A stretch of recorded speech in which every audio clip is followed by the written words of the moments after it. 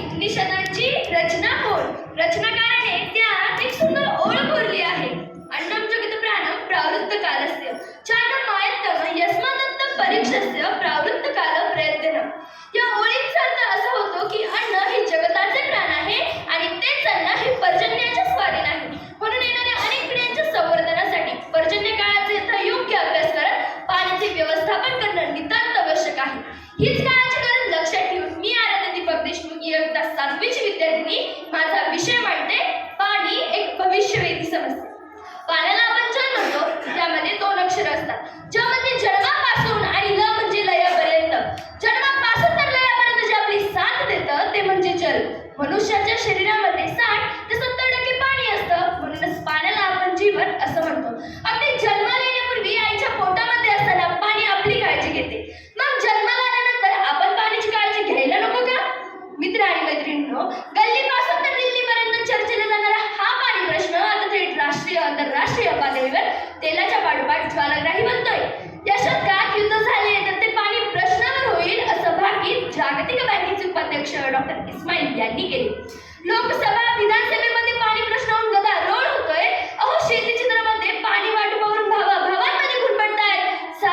सार्वजनिक नळावर पाण्यासाठी मारामारी होत आहे. हे सगळंच पाहिल्यावर मला असं वाटतं तिसऱ्या महायुद्धाला भविष्यात नाही तर आताच कुठेतरी सुरुवात झाली आहे. आणि या महायुद्धापासून वाचायचं असेल तर जल साक्षरता आणि जल संवर्धनाशिवाय दुसरा पर्याय नाही. नीती आयोगाच्या अहवालानुसार 2030 मध्ये आपली पाण्याची गरज सध्यापेक्षा दुपटीने वाढणार आहे. याचाच अर्थ आणखी काही अब्ज लोक, पशु, पक्षी, प्राणी पाणी विना तडफडून पडतील. अहो, निसर्गाने दिलेले फुकटचे पाणी आज आम्हाला विकत घ्यावं लागतंय. गरिबांना हंडाभर पाण्यासाठी वन भटकावं लागतंय. दुष्काळाच्या अवकृपेने तुमचे आमचे वांदे झाले. दुष्काळाच्या अवकृपेने तुमचे आमचे वांदे झाले. टँकर आणि बिस्लरीवाल्यांचे दाम मात्र दुप्पट झाले.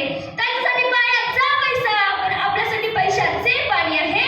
धावणाऱ्या टँकर मागे एक वेगळीच कहाणी आहे. पण लक्षात ठेवा, ज्या प्रगत मानवी जातीने परग्रहावर माणूस यशस्वीरित्या उतरवला त्याच प्रगत मानवी जातीला अजूनपर्यंत पाणी मात्र निर्माण करता आले नाही. मग जे आपण निर्माण करू शकत नाही, कमीत कमी काटकसरीने वाचवू तर शकतो. कारण आजची बचत ही उद्याचा आधार, भूजल संवर्धनाचा करूया निर्धार. म्हणून आता तरी पाण्यात कपात करा, नाहीतर भविष्यात कपात पाणी मिळेल.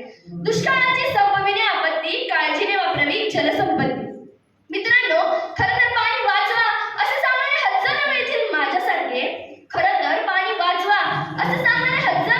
माझ्यासारखे. पण वाचवणारे, संवर्धन करणारे कमी मिळतील ही कशी उकाटकीता आहे. अहो, आपल्या पूर्वजांनी विहिरीत नदीत पाहिलेले पाणी आज आपण बाऊचीमध्ये पाहतोय. मग विचार करा, आपली पुढची पिढी हेच पाणी कुठे पाहिल? काही वर्षांपूर्वी लातूरकरांची तहान भागवण्यासाठी कृष्णा नदीमधून काही लाखो लिटर पाणी रेल्वेने आणावं लागलं. याला कारणीभूत कोण? माणूसच ना. त्याने केलेली वृक्षतोडच ना. जर पाणी अडवलेच नाही तर जमिनीत जिरवलेच नाही तर पाण्याची बचत कशी होणार?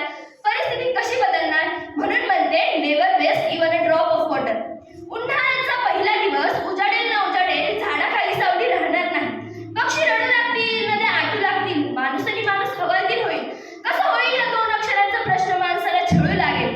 रानांचे रंगट तुडवताना स्त्री, पुरुष, मुले, मुली पाण्याची दररोज खेळू लागतील. आटलेल्या, पडलेल्या आणि मोडलेल्या विहिरींवरती 2 थेंब पाण्यासाठी रोज लढू लागतील. कोणी विहिरीत पडून मरेल तर विहिरीच्या काठावर पाण्यासाठी यात्रा भरेल. पाणी पेटल, दुष्काळ आमच्या जीवावरती उठल. मग जळलेल्या वाटाला पावसाची आस, करपलेली शेतही पाण्याविना उदास.